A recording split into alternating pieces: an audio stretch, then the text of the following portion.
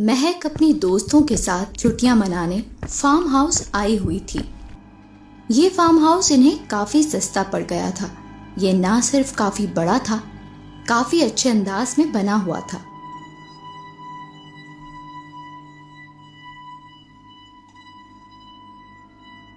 वो सब काफी खुश थे।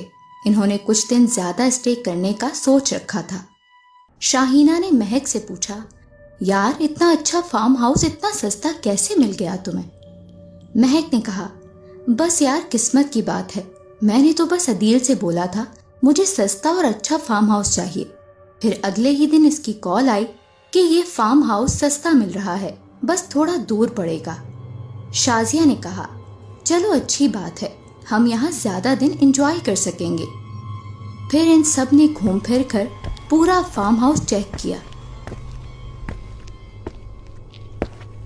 और फिर सब ने थोड़ा रेस्ट करने का सोचा, क्योंकि वो लंबे सफर की वजह से काफी थक चुकी थी। महक की जब आंख खुली तो रात हो चुकी थी और कोई दरवाजे पर दस्तक दे रहा था। इसने पूछा, कौन है? तो शाहीना ने कहा, बाहर सब एंजॉय कर रहे हैं, इतना सोना भी ठीक नहीं है। इसने कहा, तुम जाओ, मैं फ्रेश होकर आती हूं। और वो नहाने चली गई।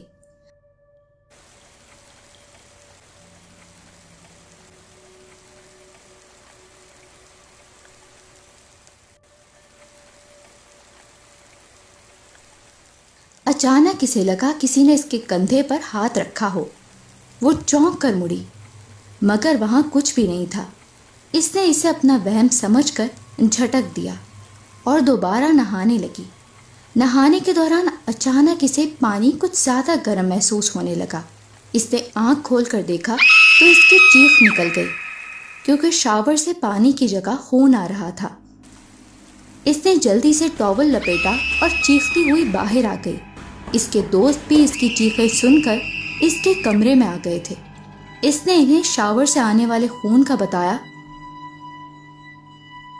तो वो सब डर गई, मगर जब बाथरूम में जाकर देखा तो वहां कुछ भी नहीं था। इन्होंने इससे पूछा कि कहीं इसे वहम तो नहीं हो गया। शायद वो इसकी बात पर यकीन ना करती, मगर अचानक बाथरूम का दरवाजा जोरदार आवाज के साथ बंद हो गया और किसी लड़की की चीख सुनाई दी। ये मंजर देखकर वो सब बहुत ज्यादा डर गई और फौरन बाहर आ गई। इन लोगों ने इसी रात वो फार्म हाउस छोड़ दिया। अब इनकी समझ में आ गया था कि इन्हें ये फार्म हाउस इतना सस्ता क्यों मिल गया था।